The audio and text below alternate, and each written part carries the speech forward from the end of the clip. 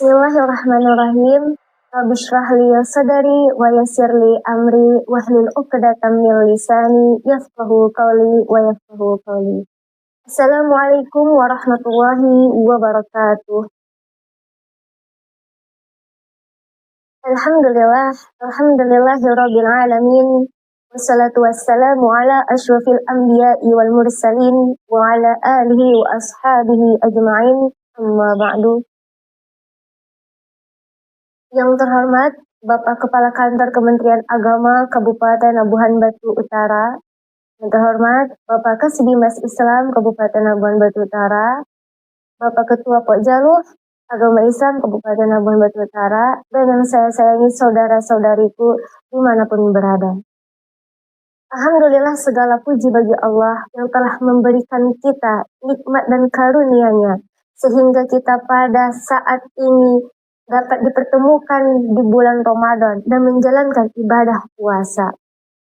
Salawat serta salam tidak lupa kita ucapkan kepada Nabi Muhammad Sallallahu Alaihi Wasallam.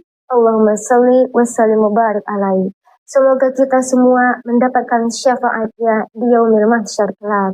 Amin, amin ya rabbal alamin. Saudaraku yang dirahmati Allah Subhanahu wa taala, pada kesempatan kali ini saya akan menyampaikan tausiah singkat dengan tema menjaga ketakwaan dengan mu'aqabah. Saudaraku yang dirahmati Allah, ketakwaan bukanlah sesuatu yang datang begitu saja, tetapi harus dijaga dan dirawat setiap hari. Salah satu cara menjaga ketakwaan adalah dengan mu'aqabah. Apa itu mu'aqabah? Yaitu dengan memberi hukuman kepada diri kita atau konsekuensi ketika kita lalai dalam melakukan sesuatu atau melakukan dosa. Nah, dengan bermu'aqabahlah kita bisa bermuhasabah, introspeksi, dan memperbaiki diri. Dengan niat, kita tidak akan pernah mengulanginya lagi. Allah Subhanahu wa taala berfirman dalam Quran surah Al-Hasyr ayat 18, yang artinya, wahai orang-orang yang beriman, bertakwalah kepada Allah, dan hendaklah setiap di antara kalian memperhatikan apa yang telah kalian lakukan untuk hari esok, yaitu akhirat. Ayat ini mengajarkan kita agar kita selalu mengevaluasi diri, muhasabah, dan introspeksi. Dari sinilah akan lahir konsep mu'aqabah. Setiap hari kita selalu bertanya, apakah amal ibadah kita sudah khusyuk? Apakah amal ibadah kita diterima oleh Allah Subhanahu wa taala? Apakah lisan kita terjaga dari ghibah? Apakah hati kita sudah bersih dari sifat iri dan dengki? Dengan muhasabah saja itu tidak cukup. Maka kalau kita sudah sadar, kalau kita lalai, kita sudah berbuat dosa, ada tingkatan lanjutannya, yaitu dengan mu'aqabah. Nah, adanya mu'aqabah tadi, kita bisa introspeksi diri, memberikan hukuman kepada diri kita kalau kita telah berbuat salah, berbuat dosa. Mu'aqabah menjadi sarana untuk mendidik jiwa kita, agar kita tidak mengulangi kesalahan yang sama, dan agar kita selalu dapat menjaga ketakwaan kita. Para ulama salaf sangat serius dalam mendidik diri mereka. Jika mereka melakukan kesalahan, melakukan kelalaian, melakukan dosa, maka mereka terus bermu'aqabah. Tujuannya untuk apa? Bukan untuk menyiksa diri, tetapi untuk melatih jiwa agar disiplin dan takut kepada Allah Subhanahu wa taala. Saudaraku yang dirahmati Allah, perlu diketahui bahwasanya nafsu itu seperti anak kecil. Jika dibiarkan, maka ia akan liar.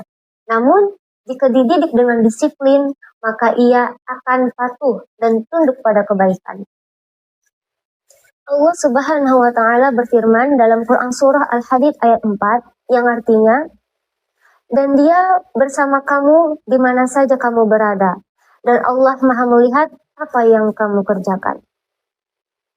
Saudaraku yang dirahmati Allah Subhanahu wa taala, kesadaran bahwa Allah selalu mengawasi atas apa yang telah kita perbuat membuat kita Seharusnya takut kalau kita ingin melakukan kelalaian ataupun dosa.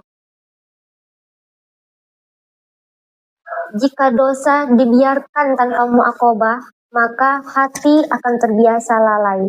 Namun, jika setiap kesalahan yang kita lakukan disertai dengan mu'aqobah, disertai dengan evaluasi, introspeksi diri, maka insya Allah ketakwaan kita akan selalu terjaga.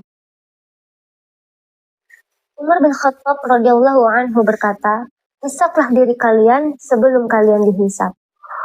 Mu'aqobah melatih diri kita untuk tidak meremehkan dosa sekecil apapun itu. Karena dosa kecil yang dibiarkan lama-kelamaan akan menumpuk, akan semakin besar. Ketika hati sudah terbiasa bermaksiat tanpa adanya penyesalan dalam diri, disitulah bahayanya. Maka dari itu, mari kita mulai dari hal-hal yang kecil, seperti membuat ibadah harian, beristighfar setiap hari minimal 100 kali, dan memperbanyak sedekah kita dengan sedekah yang terbaik. Dengan begitu, hati kita akan terasa lebih hidup. Hati kita akan terasa lebih tenang dan lebih damai.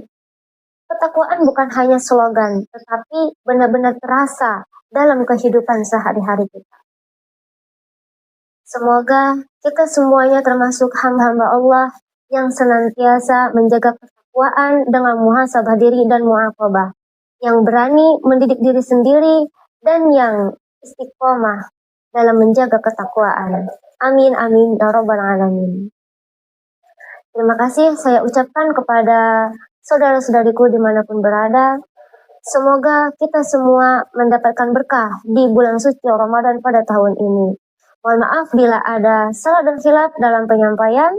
Akhirul kalam, wassalamualaikum warahmatullahi wabarakatuh.